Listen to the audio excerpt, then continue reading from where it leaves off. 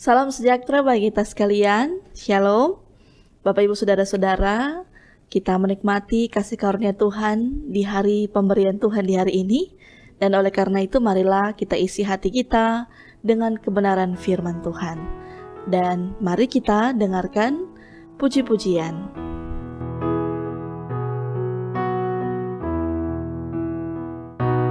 Tuhanku, bila hati kawanku terluka oleh tingkah ujarku dan kehendakku jadi panduku, ampunilah.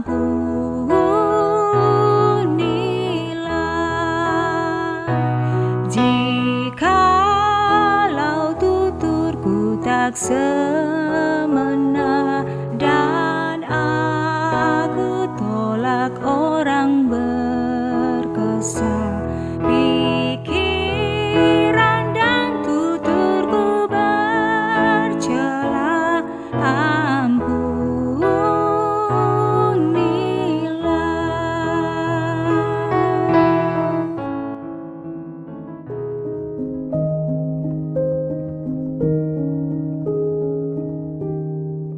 Mari Bapak Ibu Saudara-saudara kita berdoa.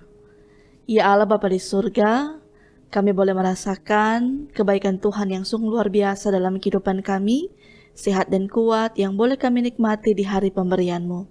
Dan karena itu kami pun ingin mengisi kehidupan kami dengan firman-Mu yang akan senantiasa mengarahkan dan menuntun kehidupan kami, supaya kami selalu hidup di jalan kebenaran-Mu.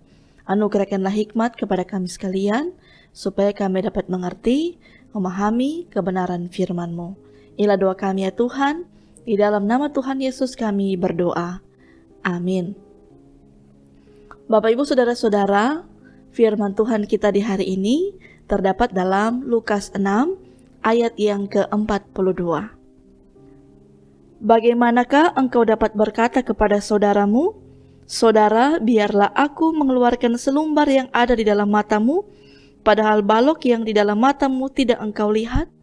Hai orang munafik, keluarkanlah dahulu balok dari matamu, maka engkau akan melihat dengan jelas untuk mengeluarkan selumbar itu dari mata saudaramu.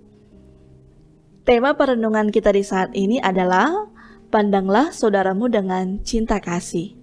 Bapak Ibu Saudara-saudara, ada pepatah mengatakan gajah di pelupuk, mata tiada tampak, jarum di seberang lautan tampak. Pepatah ini sama dengan apa yang dikatakan oleh Yesus lewat firman Tuhan kita di saat ini. Mengapa engkau melihat selumbar dalam mata saudaramu, sedangkan balok dalam matamu sendiri tidak kau ketahui? Kita lebih mudah mencari-cari kesalahan orang lain. Kita lebih mudah melihat kekurangan ketimbang melihat diri kita sendiri.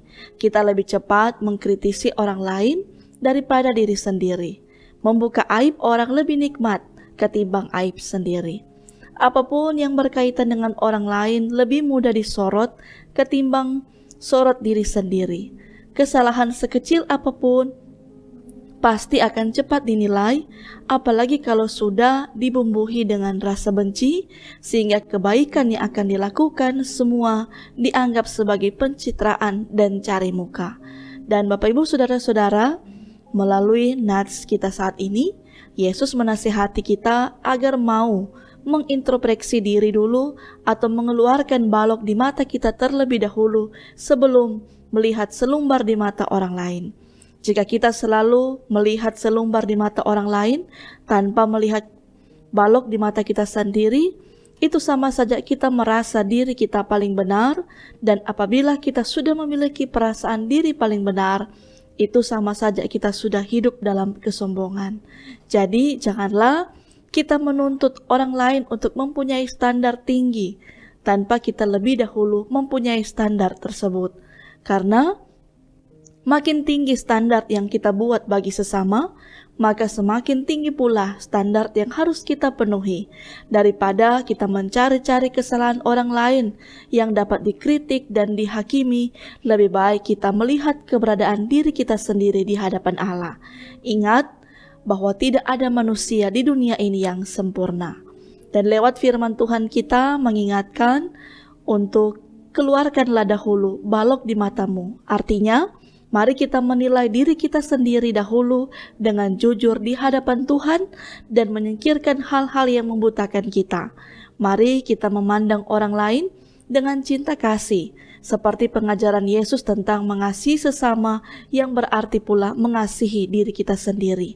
Memberikan sebuah motivasi kepada kita untuk selalu hidup saling mengasihi satu dengan yang lain, bukan untuk saling menghakimi, bukan merasa diri paling suci dan paling benar hidup dari orang lain. Tuhan memberkati kita sekalian. Amin. Mari kita berdoa. Terima kasih ya Bapa di surga, kami telah dituntun dengan kebenaran firman-Mu yang senantiasa mengarahkan kehidupan kami, supaya kami benar-benar hidup di dalam tuntunan dan kehendak Tuhan, hidup dalam jalan kebenaran Tuhan, bukan untuk mencari-cari kesalahan orang lain. Dan kami yakin percaya Tuhan akan terus memperteguh iman kami, supaya kami tetap kuat dan kokoh dalam tangan kasih-Nya Tuhan, sehingga lewat perkataan, perbuatan kami akan terus senantiasa mencerminkan bagaimana hidup untuk saling mengasihi, saling menyayangi antara kehidupan sesama kami. Dan kami yakin percaya pula kehidupan kami sekalian itu akan senantiasa diberkati dan disertai oleh Tuhan lewat setiap tugas tanggung jawab, aktivitas, pendidikan, bahkan lewat setiap harapan kerinduan kami ke depan. Kami serahkan ke dalam tangan-Mu yang penuh kasih. Kami yakin percaya berkat-berkat Tuhan akan senantiasa melimpah dan mengalir dalam kehidupan kami. Inilah ucapan syukur kami kepada-Mu ya Tuhan. Di dalam nama Tuhan Yesus kami berdoa. Amin. Demikianlah Bapak Ibu Saudara-saudara untuk renungan harian keluarga kita di saat ini. Mari kita senantiasa memandang orang lain dengan cinta kasih, bukan untuk menilai, mencari-cari kesalahan dari orang lain. Tuhan memberkati kita sekalian dan menyertai. Shalom, damai di hati.